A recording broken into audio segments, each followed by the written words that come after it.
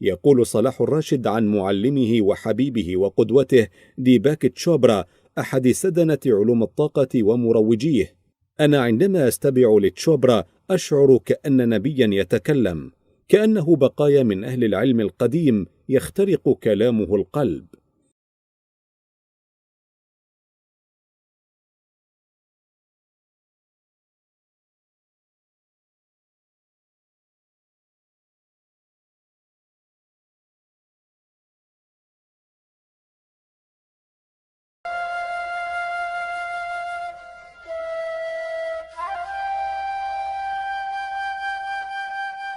Welcome to New Realities. I'm Alan Steinfeld, and today on the show I have one of my favorite guests back to talk about his new book, Muhammad, The Last Prophets. This book I want to talk to you about on three levels: the literary level, the political, social level, and then of course the spiritual level. So as a literary book, I found this fascinating. I'm happy.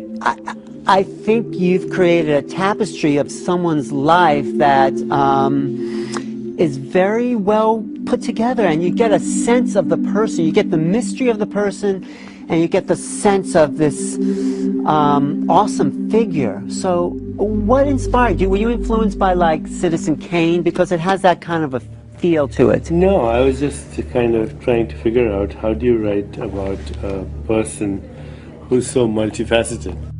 And I thought the best way to do it is through a number of people who saw him with different lenses of perception. So I got to know these people. You know, I tried to look up the history of these people: Halima, the wet nurse, Baraka, the Hanif, the mystic.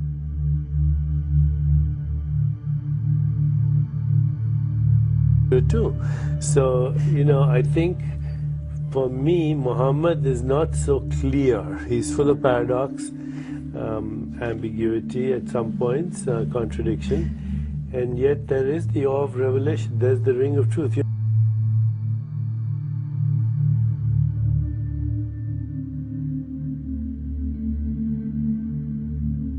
I didn't think of that at all when I was writing the book. I'm writing a great story about a great person who's influenced a great many of people and is still influencing the political climate of this country and everywhere else in the world. So I was writing that story.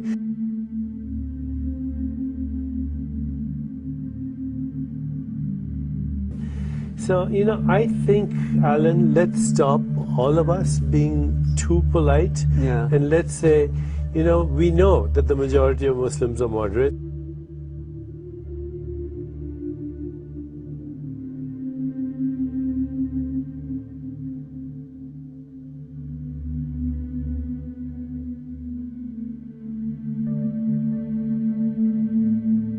Literary novel, it's very fascinating. You get the sense of the desert, these big, wide open spaces, and the sense of the Arabs as a people. And what Muhammad did is then bring them together as a force. As a force, and we're still contending with that force in the world.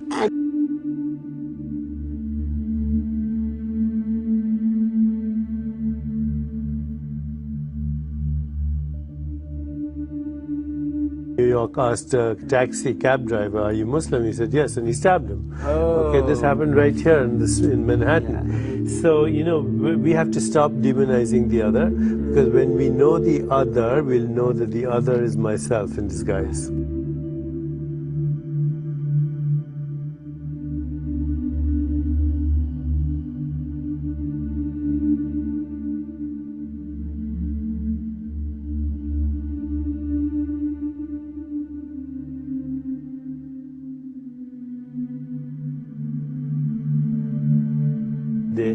I was here to see somebody who's at the Clinton Global Initiative. Yes. And, you know, there's a UN conference going on.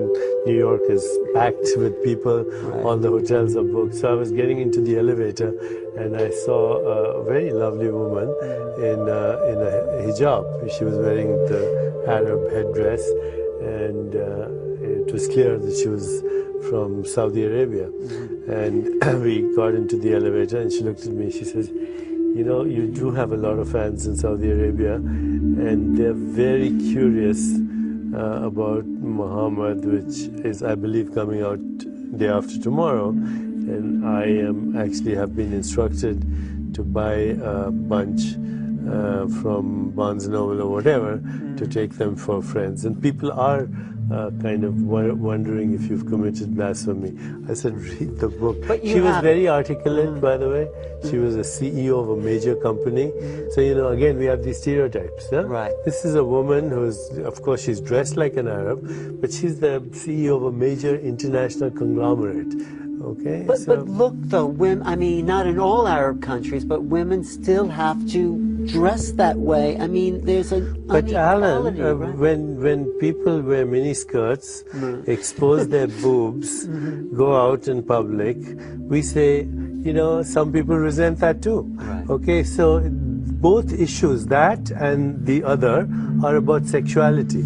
And it's about sexuality as it is perpetrated by male chauvinists on both sides. Okay, because all the glamour and all the sexual exploitation you see in the West is by males, you know, at but the women cost of at women. least have a choice in the West, or they think they do. Maybe. Oh, in many places in the Muslim world, they have a choice. In India, it's regarded as a veil in the Muslims in the Sufi tradition.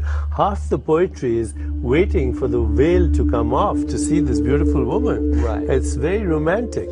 But don't you feel there's something different in the West where you can meet a woman face to face and not have the sexual allure, but the quality of beingness? That's what I find. It's coming everywhere. I think we need to make ourselves aware of the cultural, the religious, the historical, the economic context in which all this happened. And then we have to see, yeah, you need a reformation in Islam as you need in every other religion.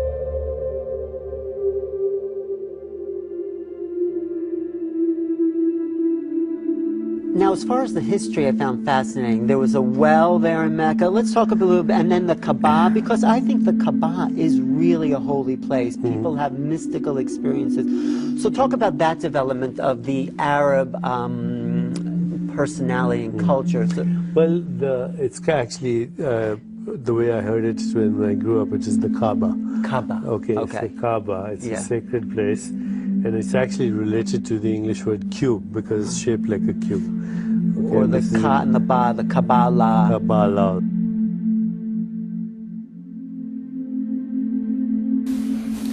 محاضرتي إليكم في هذا المساء المبارك هي حول أخطر تنظيم في العالم.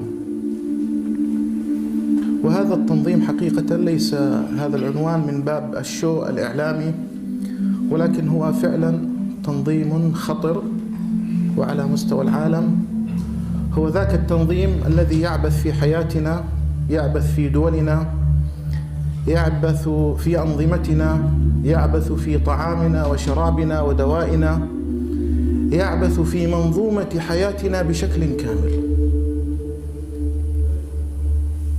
يتسربل من خلال منظمات دولية ومهيمن ومسيطر على مفاصل كثير من دول العالم. هذا التنظيم هو النورانيون، أو ما يوصف بأصحاب العقيدة الكبالية. وهذه العقيدة عقيدة يهودية، وهي من العقائد اليهودية الصوفية، ولكن شتان بين صوفيتنا وصوفيتهم.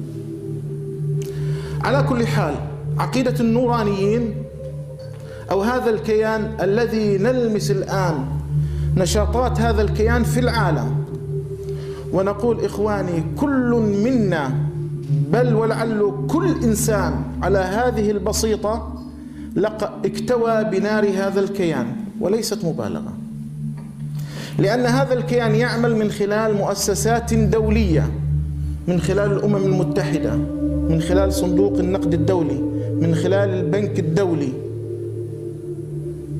من خلال بنك التسويات الدولية، يعمل من خلال المنظومة الدولية بعد أن تسلل إليها وتحكم بها. هؤلاء يدينون بعقيدة النورانيين أو بعقيدة التي تسمى عقيدة الكبالة أو القبالة. هذه العقيدة تقول أنهم يعبدون لوسفير، إله النور. من لوسفير؟ إنه الشيطان. كذلك هم من أبرز معالم هذه الجماعة أو هذه العقيدة تعاملهم بالسحر. والكبالة إخواني من أشهر الجماعات اليهودية في العالم تعاطيا مع السحر، وأن بالسحر يستطيعون كما يوصفون السحر بأبيض وأسود، الأسود للعامة والأبيض لهم، يعني السحر الذي يرفع من شأنهم ويمد لهم في السيطرة على المال وعلى الناس. أما السحر الأسود فهو لغيرهم، للتعطيل أو للتفريق أو يعني الإمراض ونحو ذلك.